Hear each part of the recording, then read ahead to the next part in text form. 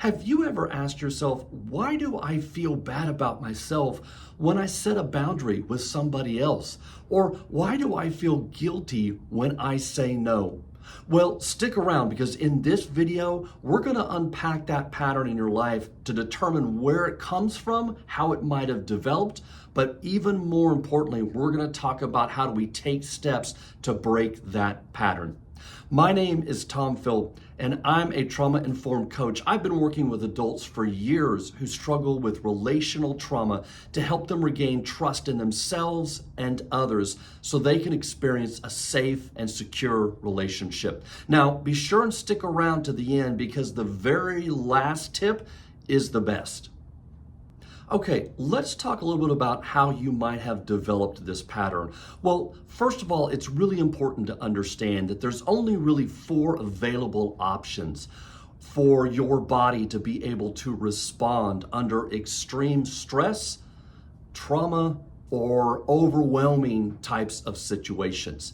And you probably have heard of these before. The first one is fight. So your body learns to fight back with aggression to try to fend off that which seems so overwhelming. The second one is flight. So you try to flee or extricate yourself from the situation that might be causing trauma. The third is the freeze response. So if you sort of freeze up and don't respond, then your body's trying to hope that this situation will pass so that it can then unfreeze and begin to respond again. And the fourth and final one is what we call the fawn response. And it's often known as people pleasing. And this is where your body learns, well, if I go and I make peace, if I go jump in and I try to settle things down, if I agree with the situation or with the person that's actually causing me so much stress in this moment, then I can actually survive this moment. And that's why we call these survival strategies, because it's exactly what your body is trying to do. It's trying to help you survive in those moments. The problem is with complex trauma, with repeated patterns that happen in our childhood or adolescence or even early adulthood, then our body learns to see this as a pattern. And it learns to see this as sort of a default response. Think about it sort of like Microsoft Windows always running in the background. And so your body just sort of learns to default to this pattern so that any time in the future when there's any kind of potential conflict, any kind of potential stress, then your body immediately jumps in. It forsakes itself. It gives up part of itself in order to appease or please the other person. The other thing this does is it oftentimes creates a hypervigilance for you and your body. You're constantly scanning the environment, trying to measure everybody else's emotions for that moment where things might take a turn. This actually eats up a tremendous amount of energy inside of you because you're constantly attuning to others as opposed to being settled or grounded in your own sense of self. So over time, what happens is you never really feel seen or truly heard in your own relationships because you're constantly trying to attune to somebody else so that you can catch that very moment where you might need to jump in so that you're not re-traumatized or that you don't go back through that extreme stress with the conflict that created this response in the first place. Now, I do want to say something about this that's really important, and I don't think it's spoken about enough. The fawn response can be a limiting pattern in your life, especially in your adult relationships. But there's also something that you gained with this response that is extremely valuable, and I don't want you to lose it, and that is your sense of empathy. You have great empathy and great compassion for others, and that is something that's absolutely wonderful about you.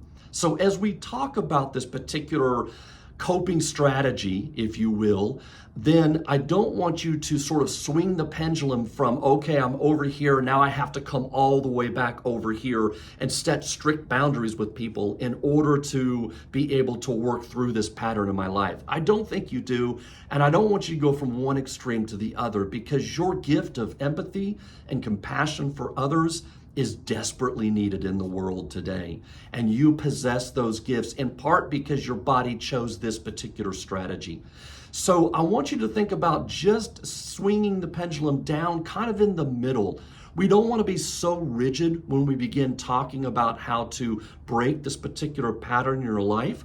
We don't want to be so rigid that we come back and everything's a no, and we set boundaries so strictly that we're still not getting what we need. We're still not really seen or known by our partner. We want to be able to bring that pendulum down kind of in the middle so that we can set boundaries with others when we want to set boundaries. And we can leave behind the guilt and the shame forever. All right, let's talk for a moment what this pattern actually looks like or might look like in your relationship. I see this play out a lot with couples that I work with as well as individuals. When, as I said, this sort of default pattern arises, what it often looks like is, one, there's a sense of hypervigilance about tuning to the other person's emotions. This is something that's a real gift for you, but oftentimes you can't turn it off in order to then focus in on yourself and your own needs. So there is this prevalence for you to be able to tune to others and a hypervigilance about what they might be feeling and what might shift their emotions, as opposed to just feeling more grounded or clear in your sense of self. The second thing I see a lot in relationships is how this sort of comes out as a yes when you really might want to say no. Oftentimes, maybe you're asked by a friend to do something and there's this sense of panic and you really kind of want to say no, but you say yes anyway because you don't want to make them feel bad. And so you end up giving up part of yourself, you end up lacking those boundaries, you end up overdoing it in your life oftentimes, because you just feel bad if you say no to somebody.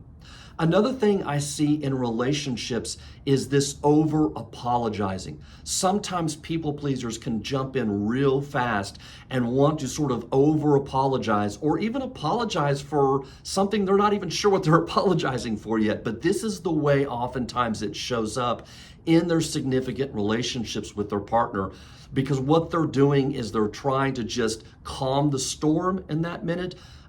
Try not to escalate something in their relationship. So they're saying, I'm sorry. Oh, I'm sorry for that. Well, I'm sorry. And the other person oftentimes can be frustrated by this because they know that that's not a sincere apology. They know that that's just an apology they're saying to try not to get them upset, which they probably get on some level. But it also doesn't mean that they're really understanding what that person might be upset about in the first place. So over apologizing, I see a lot too, how this plays out in relationships, because it's sort of just a way to calm the storm, as opposed to, well, I need to clarify what exactly are you really upset about? And being able to tolerate a little bit of discomfort or distress in their partner so that they can really get clear on why they might be upset in the first place. Instead, it's just an immediate response to try to make sure things don't escalate in the relationship. Okay, with that in mind, we kind of have an idea of how this might play out in relationships. Let's talk about what do we do? What are some steps we can take to try to be able to break this pattern? Well, first of all, I think the first thing you have to do is don't try to dismiss or wish away this part of yourself. This part is there for a reason. It's there to keep you safe, and you really need to be able to appreciate this about yourself. When it comes up, when it emerges in your relationships, then it's there for a reason. It's because something probably has triggered you, and this part needs to step in and says, I know what to do. I know how to keep us safe. Let me take it from here. And so we don't want to wish it away. We don't want to condemn it. We want to be able to really appreciate that. But being able also to recognize what that feels like when it comes up. Is there a sense of anxiety or panic inside of you? Is it a similar feeling you've seen in other situations that have played out in your relationships? What exactly is your body telling you, and what signals is your body sending you in order for you to be able to recognize this part of you when it shows up. That's going to be really important, because when it does show up, you're going to need to approach this part of you with some sense of compassion, with some sense of understanding. It's never going to move out of the way. It's never going to allow that other part of you to be able to step up and be seen and set boundaries and be really known by your partner and leave the guilt behind when you do, unless it feels like and can trust that that other part is in charge. So when that feeling comes up, that protective feeling, then you need to be able to be really familiar about what that is like for you. I think the second step that's really important here is to start learning how to be anchored in your sense of self, your healthy, secure sense of self. Everybody's got a part of them that is healthy and secure and strong and competent and capable and connected, that lives within all of us. And being able to figure out how do you anchor yourself and live more in that part, so that you spend less time having to worry about the protective part coming up. What that means for you and how that plays out in your relationships is that ultimately it means you're not responsible for anybody else's feelings. It is not your responsibility to make sure that they feel okay all the time. It's not your responsibility to make sure they never get upset, or that it's all on you to make sure that they calm down. Other people have their own sense of agency. They've got their own sense of responsibility for their own emotions. And what this means is that you'll also be able to expand your sense of tolerance for other people's emotions, especially any kind of negative emotion.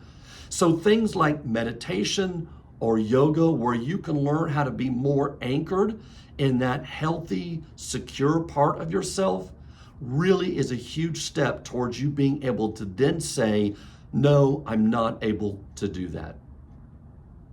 Okay, the last thing I want to talk about, maybe one of the most important, is having some lines or a couple of scripted lines in your back pocket ready to go. So that if you find in that moment that somebody asks you to do something, you're torn, there's a part of you that wants to say no, but there's that old part of you again that's just that people pleaser that says, yes, I'll do that, or whatever. If you can just stop and pause for a moment and metaphorically reach in your back pocket and have a couple of lines come out, I think that can be really helpful. And first of all, that is the power of the pause. Rarely do you ever have to answer or give an answer in the immediate moment. It's always okay to pause. And when you do, you might say something like, unfortunately, that's not going to work for me right now, but thank you for thinking of me. Or, I really appreciate the offer, but that just doesn't feel right for me right now. But thank you so much. I appreciate that. Or, unfortunately, I've got several commitments that I just can't be able to fit that one in. But I wish you the best of luck, and I hope you find the right person. And what you're doing is you're just sort of gently letting them down, but you're also setting a boundary. And so being able to have these kinds of lines, and you could probably come up with many more of your others, is really an important step in being able to have the power of the pause, being able to have a couple of lines that you can throw out so that it doesn't send that panic through your body as much. And then the last thing I really want to say about this is it's really important to understand that your no doesn't need an explanation, that your no is actually a full sentence. It deserves a period at the end. No, thank you. No, I'm not able to do that. No, that doesn't work for me. It doesn't mean you have to go on and on and on trying to explain in all kinds of details why that doesn't work for you. That's not necessary. It's okay to stay anchored in a no in a kind way, but also in a strong, self-confident way without needing to then flourish or provide all of these other explanations for them. Thank you so much for watching. If you want a little bit of an expanded version on this topic, you can always go to our podcast, Trauma-Free Relationship. You can stream it wherever you get your podcasts from. I'm tomphilp, and I'm here to remind you to stay grounded, clear, and connected.